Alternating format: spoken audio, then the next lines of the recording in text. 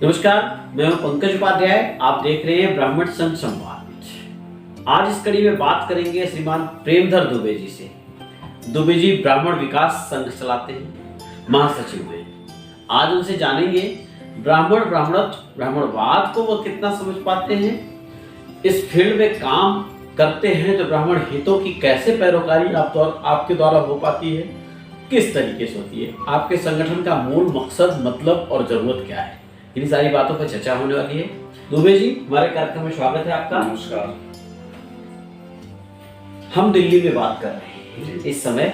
आप मूलतः बस्ती उत्तर प्रदेश के रहने वाले हैं, पूर्वी हिस्से से। दिल्ली में बड़ी लंबी तादाद में उत्तर प्रदेश से या पूर्वांचल के हिस्से से पलायन हुआ है। दिल्ली में लोग रह रहे हैं, तमाम तरीके से काम को कर रहे हैं। ऐसी स्थिति में एक ब्राह्मण विकास संघ आप लोगों ने बनाया है। इसको क्यों बनाया, इसका मतलब क्या था, जरूरत क्या थी, आज के वक्त में किस तरीके से किन लोगों के लिए आप लोग प्रयास करते हैं? जी, हम आपको विस्तार से बताते हैं। बिल्कुल। ये 2019 में बनाया है।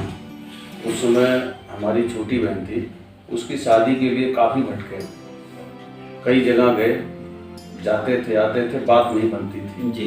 फिर मन में विचार आया कि क्यों ना ऐसा एक ग्रुप बनाएं कि जिसमें शादी से संबंधित जन्म पत्री डालें, उनको मिलें, देखें, उस पर चिंतन करें, उसके बाद फ़ोन करके फिर मिलने जाएं।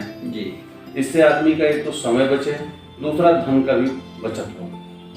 इस उद्देश्य से फिर ये ग्रुप तैयार किए। इस ग्रुप में शुरू में हमारे करीब 250 आदमी जुड़े और कुछ ही दिन में उसका रिस्पॉन्स आने लगा।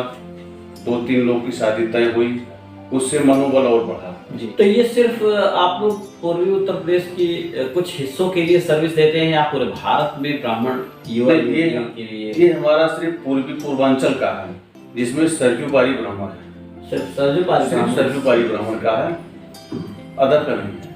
ब्राह्मण जो है उनके बेटे और बेटियों की शादी इतनी पेचीदगी क्यों होती है, क्या है मतलब, क्यों नहीं सीधी सीधी जैसे और लोगों में शादियां हैं? इस समय लालचपन आ गया है। जो लड़के को पढ़ाते हैं वो सोचते हैं जो खर्चा हम किए ये सारा शादी में ही लेंगे जी, और बात जो है देखते रहेंगे, टैली मिलाएंगे कि फला आदमी आया था हमको इतना दे रहा था, दूसरा इतना दे रहा।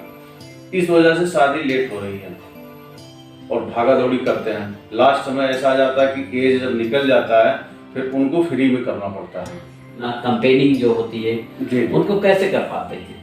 फंड का अभी तो हम खुद कर रहे हैं अपना जी। और अब अगर हम शुरू में ही लोग से पैसा बोलेंगे कि इसमें आप फंड करो तो लोग जुड़ते नहीं।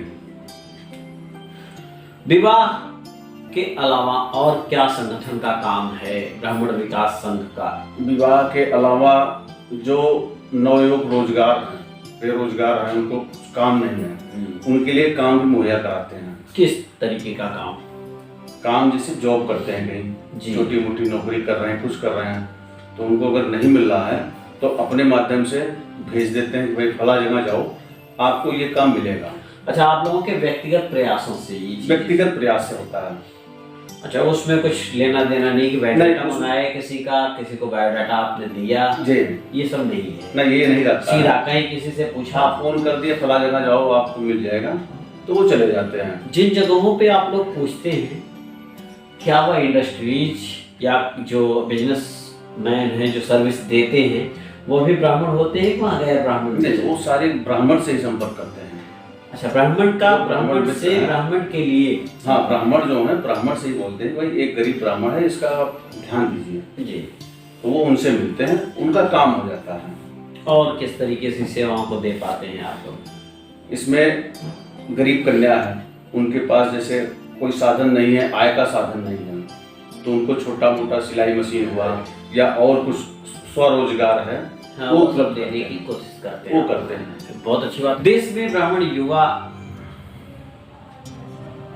स्वावलंबी हो, उसके लिए क्या योजनाएं हो सकती है, क्या होना चाहिए कि वो खुद मजबूत हो? देखिए, जब तक ले अपना खुद का स्वरोजगार नहीं करेंगे तब तक स्वावलंबी नहीं बनेंगे।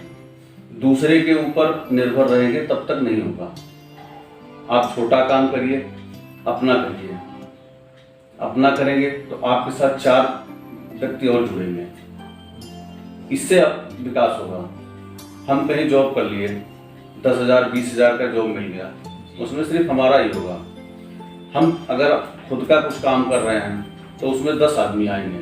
दुबे जी, आपने हमारे साथ कार्यक्रम में हिस्सा लिया, आपका बहुत बहुत धन्यवाद। मिलते हैं दूसरी वीडियो में, बने रहिए, बहुत ध्यान से रहिए। धन्यवाद।